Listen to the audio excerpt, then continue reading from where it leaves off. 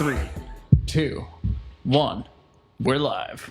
Guys, welcome back to episode 25 of the Strong AF Club podcast. As always, I'm your co-host, Nate Craig, joined by Asim.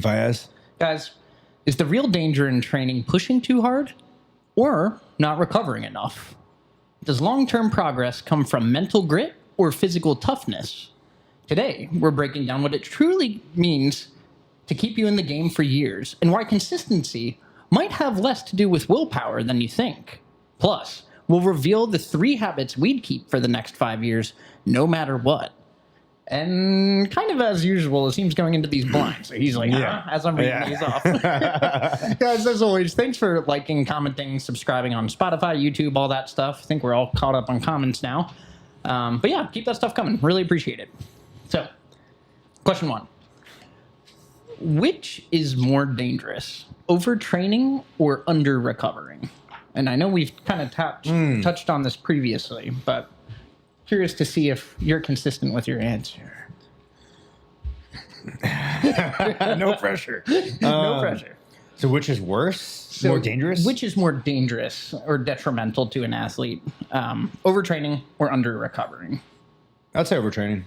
Overtraining? Overtraining is like, not necessarily a syndrome, but it's something where you can't just take a couple of days off and rest and come back from. It's not something you can just eat a little bit more. It's something that could take months, 6 months, even upwards of a year sometimes to come back from. Overtraining is a very, very, very deep value to spare kind of a situation where you're under recovering for so long and overstimulating your system for so long that you can't come back by just taking a week or 2 off.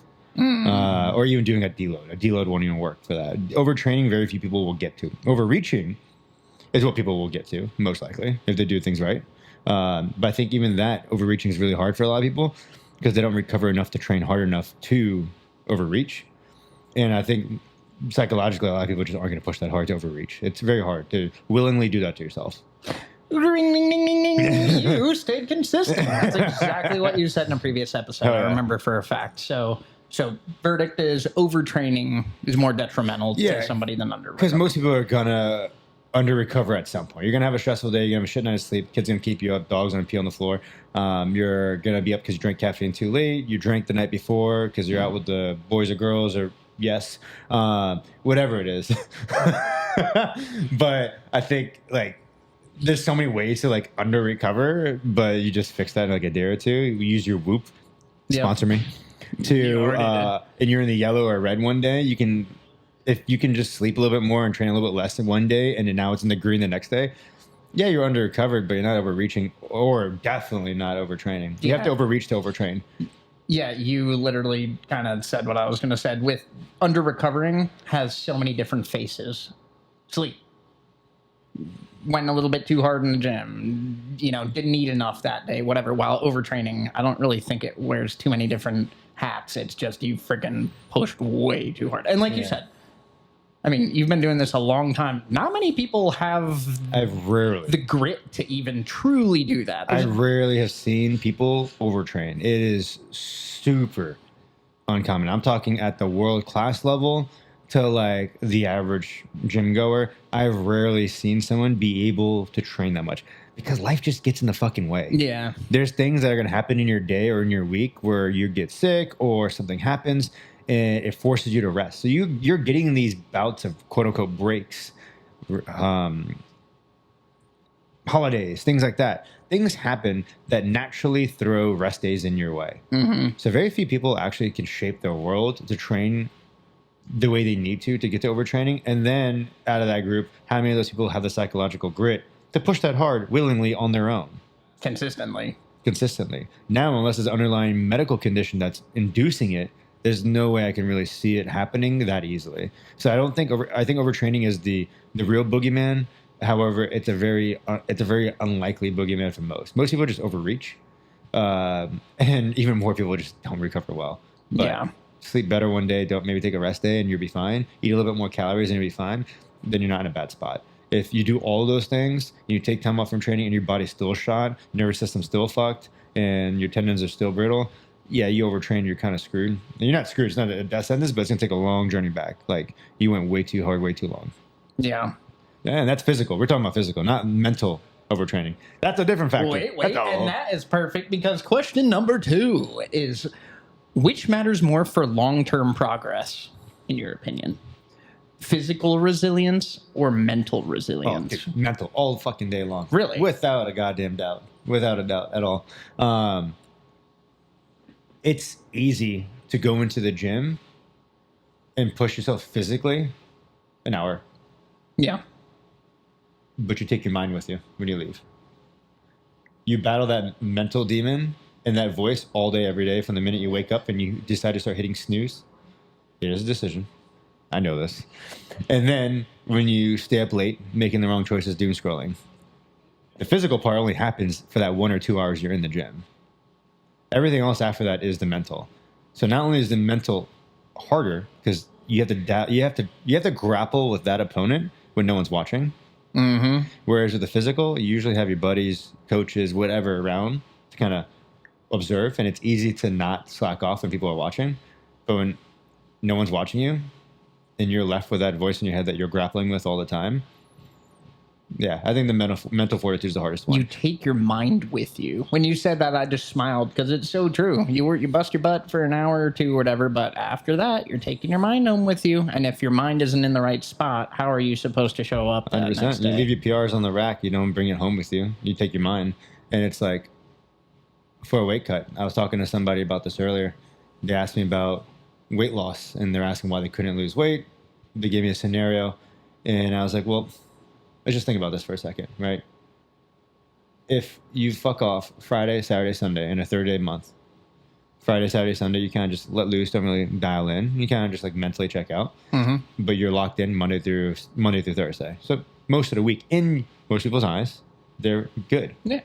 But then most people get loose Friday night, Saturday, a little bit of brunch, and maybe some whatever they drink. Who roofied my 15 mimosas? Yeah, mimosa. That's what I was looking for. Mimosa on a Sunday or whatever the fuck those drinks are called. If you look at it, that means you were off by 12 days, on by 18. So you're only 60% accurate in a 30-day period. It's not even a passing grade. You have to be mentally on all the time to see results. So you are, if we're saying an acceptable passing grade is like 85%. Yeah. You're really only allowed to slip up 3 days in a 30-day period.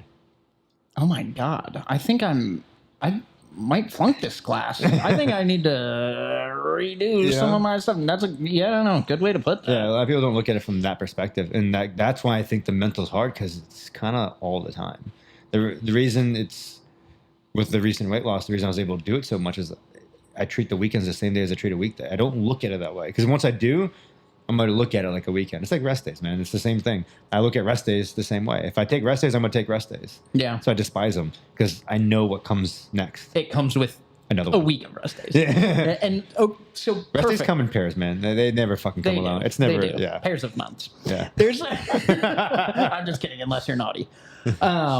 So that kind of goes into this third question here, which is consistency. Sorry. We always talk about consistency in this podcast just because it is so important. This topic always pops up. But is consistency actually about willpower in your mind, or about designing a life where the default is just kind of hard to screw up, or as you would say in previous podcasts, removing friction? So to summarize, is consistency actually more obtainable with willpower or with removing that friction? Removing friction. I think if you are betting on yourself to be on and motivated, because willpower kind of goes hand in hand with like motivation. Yeah. Right. And if motivation, desire, all that is like kind of categorized into one bucket, that comes and goes. Right. Like the sun drops and comes up the next day. So does your motivation with things. So I think making things easier is what makes it easier for people to do things. So you just had a kind of a glow up. What are some of those things that you did to reduce friction in your life to hit that weight cut goal? It's funny. So I went and I had my tattoo session yesterday, and Marie stayed at my place with Thor. And Thor's his dog, and Marie's another trainer, for those of you that don't know. And she made a comment about how my place is set up. It's ultra easy to be very consistent. Everything is organized to make my day and life very easy. All my supplements, all my meals, everything. There's not a single thing in there that can get me in trouble. There's nothing in the house that can get me in trouble. She opened up the fridge and she was like, okay, now it makes sense why you're able to get the results, because you can't mess up. Yeah. I just don't allow those things in, because why tempt myself? Why tempt my willpower when I have a weak resolve one day because I'm tired and annoyed or stressed out, emotional?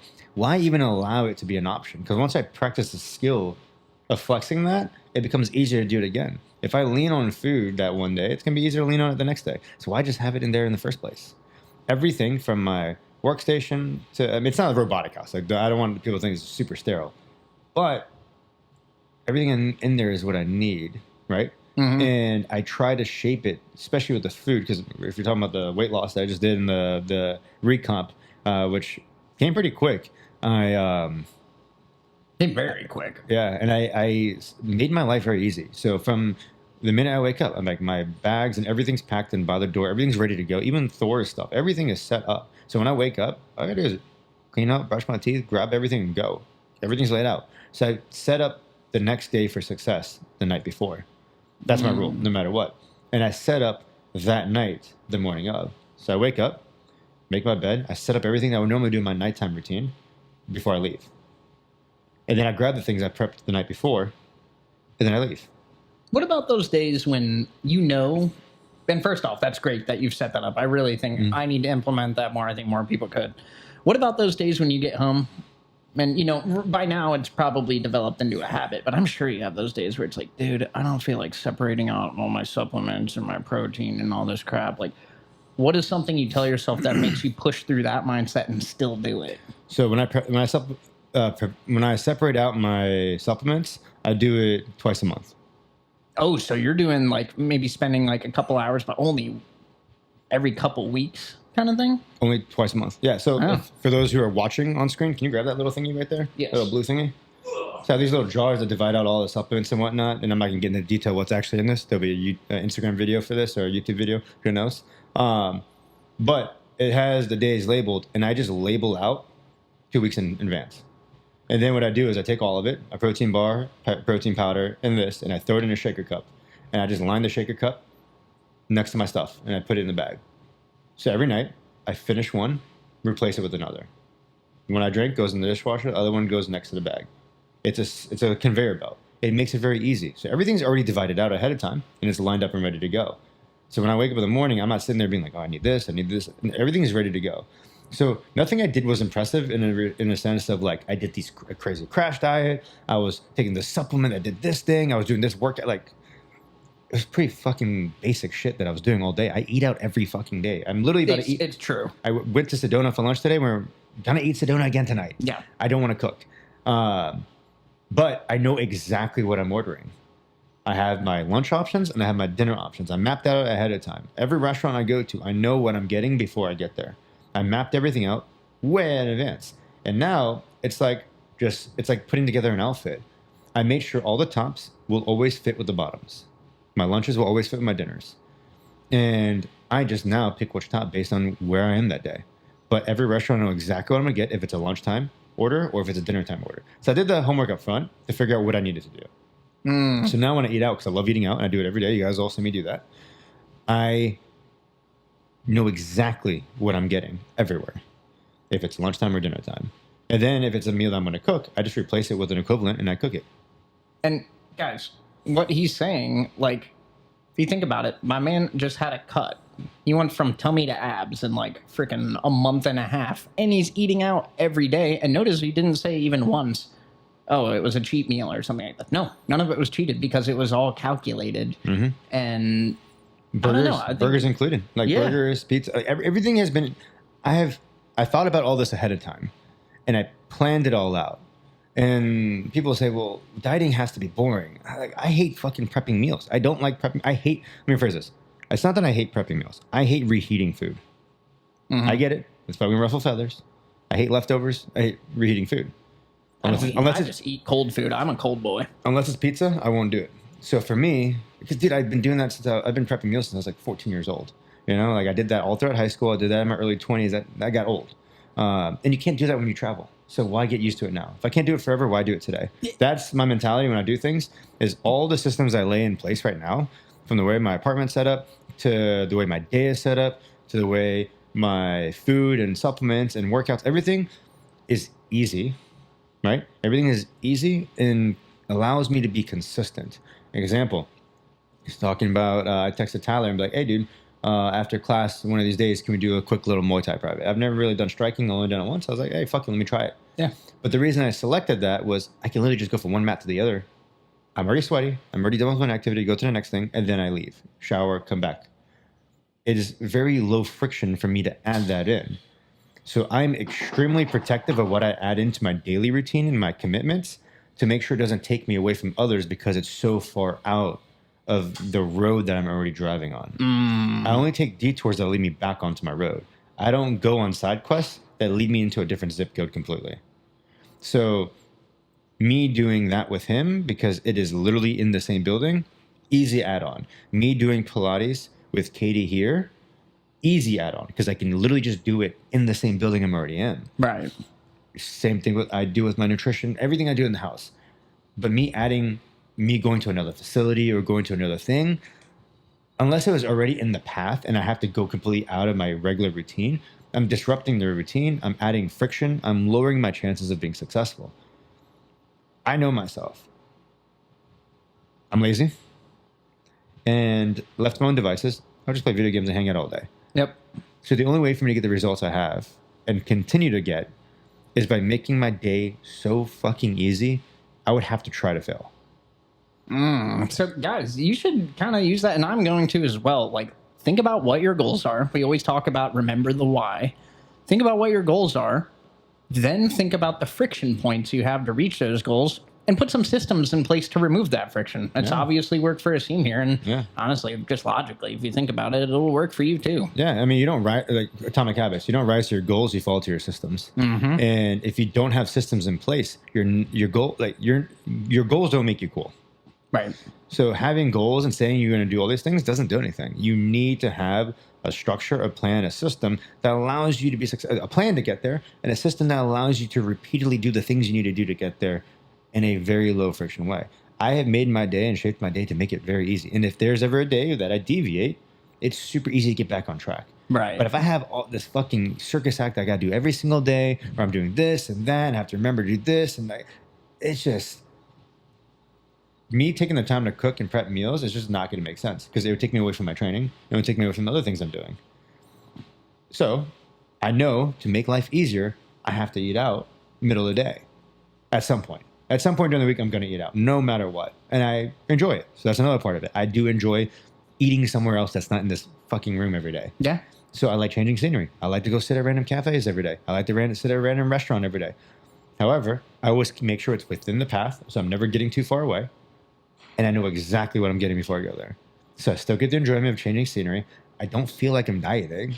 Yeah, you're at a restaurant. I'm at a fucking restaurant, and I'm having a burger or chicken or whatever, and it depends on the time of day that I'm having the meal and where it is in the training week, and that helps me then filter which meal I'm going to order.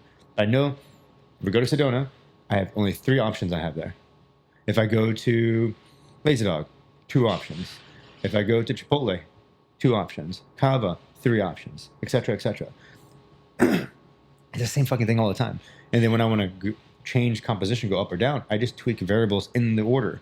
So it's the same thing. Double chicken. Double chicken. No sour cream. Or I mean, whatever. like, yeah. when I was bulking, I got up to 208. My kava bowls turned into 2 large pita wraps eventually. But eventually it was a double meat kava bowl, white rice, just the veggies, the super greens. Then it was double meat, super greens, rice, single meat, some rice, veggies, large pita wrap with meat. So still double meat, but I added that carb in. And then eventually it was 2 wraps. So I progressively increased my calories in the same restaurant by just changing that part of the order. It's like a Chipotle burrito, a bulking burrito at the peak would be like a double wrap burrito, double rice, double chicken. Eventually, when I'm cutting down, that would be a double wrap burrito, single rice, double chicken. Then eventually that would be a single wrap burrito, single order rice, double chicken. Eventually that would be a bowl with rice, double chicken. But I see where you're You going see what I'm with saying? this. It can, yeah. Yeah.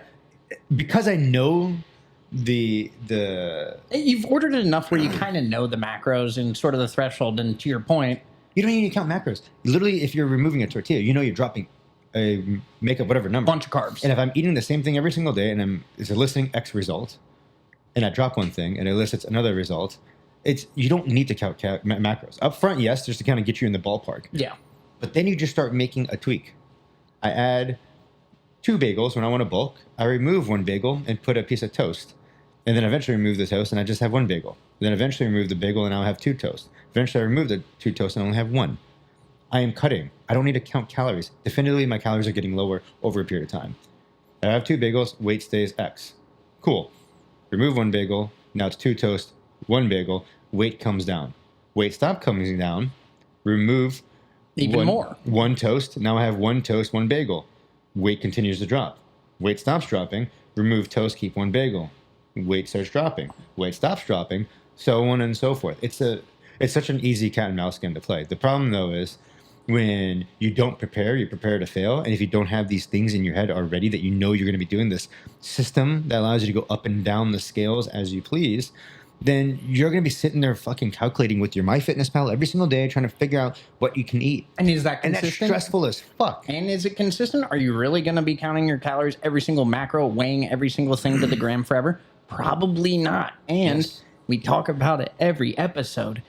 The ebbs and flows, the bursts of inspiration, the bursts of those calorie countings and whatnot is not going to hold a candle to the person that is consistent, that maybe did half as much. Yeah, and I'm going to say there's a- this, and this is my guess in the dicey waters, but fuck it. Uh-oh. Hey, this is all Asim, so if y'all don't like it, that's he straight told me up. to say this next part. So I think Jim, I don't know if it was Jim Carrey or whoever his name was. He said something about a lot of people aren't willing to sacrifice their lifestyle for a year to have a lifestyle they want forever or something. It was like a quote along those lines. I think that's how I look at it when it comes to like cutting or even bulking. But let's say cutting because that's the harder one psychologically between the two, in my opinion. Yeah. I don't think people are willing, because I think when people start cutting, they think this is forever. Remember, it's harder to move the ball uphill than it is to hold it in place. It's easy to maintain, it's hard to change. So once you get your body to where you want it, it's very easy to maintain because you don't eat at the same deficit to maintain. You eat at maintenance, which means you eat a little bit more and then you can maintain the weight for a little bit longer. People aren't willing to sacrifice their choices and their foods, etc., throughout their day in the short term to get the results they want, to then be able to live the life they want.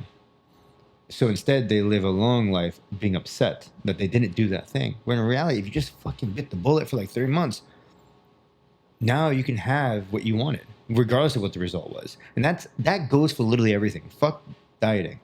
That goes for everything. People aren't willing to be uncomfortable, to make change, to disrupt their status quo, to make their life look different in 3 months or 6 months. And then at the end of that 3 to 6 months, they wish, fuck, I wish I would have done that. Oh, I want that. But if you just bit the bullet, what's 3 months? What's the price of 3 months in the grand scheme of 3 years? Yeah. Right? Dude. 3 months. There's nothing. You pay 3 months to get 3 years plus of happiness or whatever that is, whether it's in business, finance. I mean, shit, you can apply this to finance. People aren't willing to budget and save a little bit and downgrade their lifestyle to then have the lifestyle they want down the line. So they'll never have the lifestyle they want. Why do you think that is for the most part? People just like immediate gratification? Yeah. Yeah, we like immediate gratification. I think it's 2 things. The thing they're running towards isn't exciting enough, and the thing they're running from isn't big enough. They don't have the motivation to get out of their chair. Region beta paradox. I'm going to reference this every fucking time. It just isn't bad enough a lot of the times. Because if it was, it would mobilize you. But Right. it needs to be something. You need a catalyst to mobilize you. And for me, like, for example, my catalyst with all of this heavily was proving this point that we're talking about right now. I wanted to prove, because I mean, I've cut and bulked my whole life. Yeah. I wanted to prove that you can do it eating the way I did, because I did this before a couple years ago where I only ate burgers for 3 months. But everything else I fucking hated burgers for like a year after that. But I did it for 3 months to show what a weight cut could look like if you just structured everything around the burgers. I hit my macros, etc. I calculated everything, because with that you have to be a little bit more calculated. But like I wanted to show people with what I'm doing now, with the amount of training volume that I'm doing, and the diet and everything, that it's possible. And not only that, it's extremely repeatable. I didn't do anything crazy. I didn't do anything that required an immense amount of skill on my end. It just required consistency and just doing the same shit every day, but I lived a pretty fucking good life. This is probably the most freeing weight cut I've ever done. And the more you've done it and kind of longer you've been having those habits, has it gotten easier, or is it still kind of the same struggle as day one? It's 100% gotten easier, because I realized how much dogma I believed before that didn't actually fucking matter. Like what? I didn't have to prep my meals. I didn't have to have veggie on every single plate. It didn't matter if it was a burger or chicken. I didn't spray it with Windex, so it doesn't mean that it's clean. Clean is your own subjective kind of meaning you putting behind it. Yeah. And we're talking purely about physique change. Well, I like that you said the meal prep thing. Like, I'm not meal prepping this or whatever. Because whenever I see people with and I'm not ragging on anybody that's trying to better themselves by meal prepping, but I will say I do find it kind of funny when people will post a picture with the 10 containers with the chicken and the broccoli, and it's going to smell like a fart after 3 days. And by the way, is it consistent to eat the chicken and broccoli or whatever the hell you're whipping up forever? Probably not. Why don't you just eat like a normal person and just kind of balance it out? That'll be more consistent. You don't need to go so gung-ho. And that is my problem when it comes to working out, dieting, all that kind of stuff. But at least I'm aware of it. I always try to go too gung-ho. I think I said last time, when I plan to go on a run every day, every single time I put on my shoes, I set a PR in one way, shape, or form. Either longest duration, fastest mile, something. But that's not sustainable to get a PR every single day. And I ended up becoming more and more discouraged because it wasn't consistent. When meanwhile, had I just been running 2 miles every day and lifting for 30 minutes every single day, it would be completely different than what it is right now. 100%, man. That's 100%. Like, I use this past Sunday as an example. I woke up. Instead of eating, I scrambled around looking for my fucking laptop charger. I couldn't find it. Came here, found it, and ended up saying, you know what, fuck it. It's nice time I'm going to get on my motorcycle. Got a quick lift in, got on my motorcycle, drove around. Ivan hit me up and was like, hey, you want to go to Lark Brewery? Fuck it, let's go. I got there. By the time we got there, I'm starving. So I ordered food. And I ordered a lot of food. Then I got on my motorcycle and went back home. I sat there and thought to myself, well, I really didn't do anything today besides sit on a motorcycle and just get a little bit of an adrenaline spike. And I ate all this food here. Do I really need to eat for the rest of the day? What am I fueling here? Not much. Let me get some work done, just go to bed early. So I ate like a piece of chicken, drank my shake, took my vitamins, got some work done, went to sleep. Now, everything I ate at that brewery didn't hurt me because I didn't compound it with a surplus of more shit later. So for me, yeah, man, I think people just overcomplicate it. They make life too easy. So to answer the question, how has it gotten easier? Absolutely, because I realized what bullshit I was holding on to and how much easier life can be. I can now go eat lunch and dinner with anyone, almost anywhere, within reason, of course, and never feel like an alien. That's so empowering. To be able to go eat out and not feel like an alien. By alien, you mean like have a gram scale there with you? Yeah, gram or something. scale and like doing this fucking like world's most complicated labyrinth of a food order. I can have 4 pieces of pepper and yeah, and 30 it's like, grams of. can you make sure it's exactly this to the gram? I'm like, no, dude, you don't need to do all that. Like, people were getting ripped and jacked way before we had all this. Yes, the science helps, but like the fundamental's still there. Move more, eat reasonably, sleep, manage your stress, do it again tomorrow. It's not, I don't want to say it's that simple, but it is. But because it's that simple, people overcomplicate it because our lives aren't simple. We have a lot of complexity in our day. Yep. So you have to adapt that there. But that's where the whole systems comes into place. If you can just streamline your day to make your systems easier, problem solved. Like me for the supplements. If I had to sit there and do this shit every day, it would never happen. I stopped taking protein powder for probably like 10 years. it was just too much to sit there and remember to bring the tub with me, scoop it, all this stuff. So when I started putting it in a bag, dividing everything out, and just planning it 2 weeks in advance, I don't have to think anymore. Everything's ready to go. I just grab it and go. Yeah, dude. I might start implementing a little bit more of that in my life. Dude, one more question for you, and this kind of ties into the last one. If you could only keep 3 habits for the next 5 years, which one would guarantee the best life? And it doesn't just need to be like what habits would you keep? It can be new habits that you haven't developed too. But what 3 habits would you have that would set you up for success in the next 5 years? Right off the bat, I can tell you for me, one of them, because I haven't thought about these either until just now, would be consistency. We talk about it too damn much. Being consistent with everything I do, showing up for work on time, the kind of foods I'm eating, the level of activity I have, the amount of sleep I get per night. Consistency would be one. I think another one for me would be sleep. Making sure my sleep is absolutely dialed in. But I think that also ties into the consistency. And then for a third habit, and you feel free to chime in at any point. I think, if you don't mind. Yeah, go. I'm brainstorming still. So I want to make sure I'm calculated when I say this. I would say the first one is wake up early. I've now realized, and I'm starting to hold a hard boundary where I just won't do a lot of like work stuff after 1 p.m. Because I'm realizing, although I'm not a morning person and I'm a habitual snoozer, actually I would just say snooze. I would not hit snooze anymore. I would just wake up. Because if I could build a consistency of actually just getting up out of the bed when that first alarm goes off, the world can't fuck with me at that early. So I can wake up and just do focused things, whether it's actual work or it's like internal work. For me, that's drawing and art. Yeah. Or just spending fucking time with Thor. Like, whatever it is. Or even going for a run. It doesn't matter. Having that uninterrupted time of day is so valuable. And when I do that, it's such a difference in how I feel for the rest of the day. Not only do I feel accomplished, I feel better mentally. I'm more clear.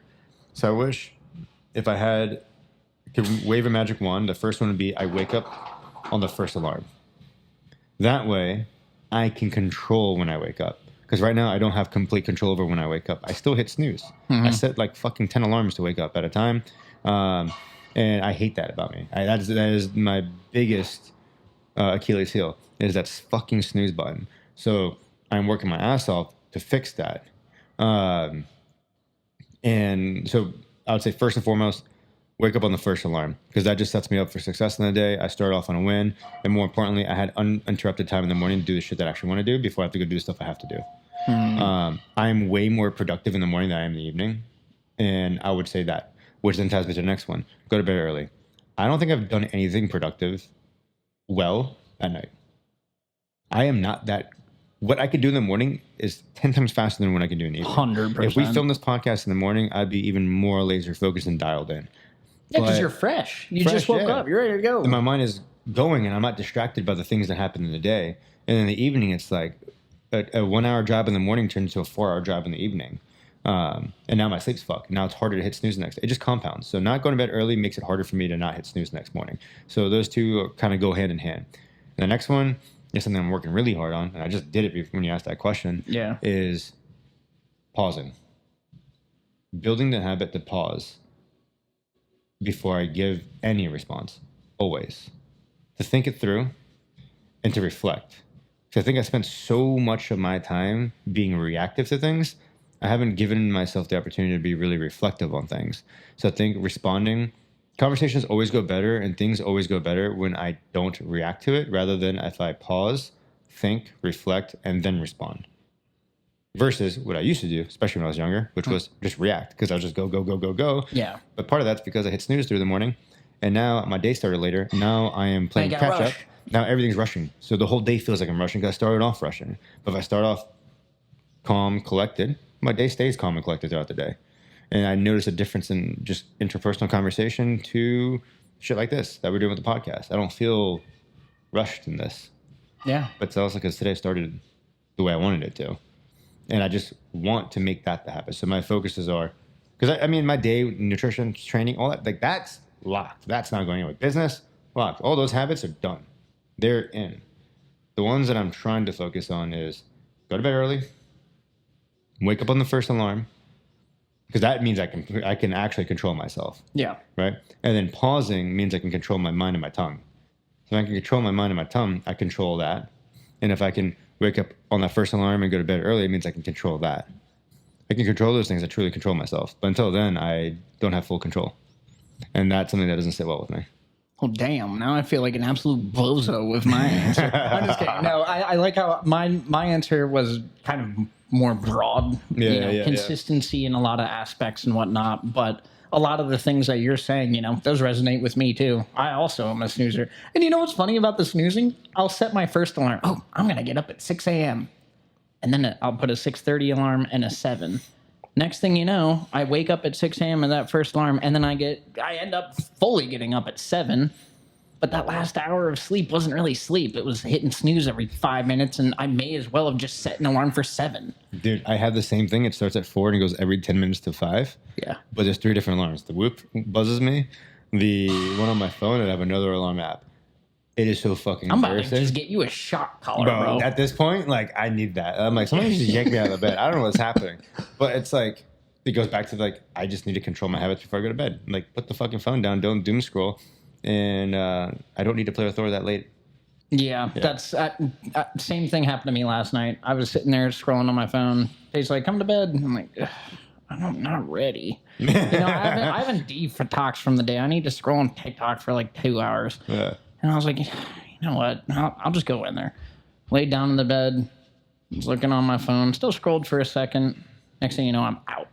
Just passed right out. And I woke up today like, thank God I did not just doom scroll until 4 in the morning, or else this podcast today would be miserable. I'd be exhausted. But instead, remove that friction. Yeah, remove the friction. So that's the next line of things that I'm working on is those. Because I need to just make my day easier. Now that my day's easier, I need to make my nights easier. And that's what I need to focus on. You got me all pumped up to think about my friction points. Yeah. Well, guys, you got some homework to do. Think about those goals that you have and those friction points standing in between you and those goals. And we want to hear, what did you do to kind of tweak and remove that stuff? Yeah, man. Appreciate you guys. Guys, love y'all. See you on the next one. Peace.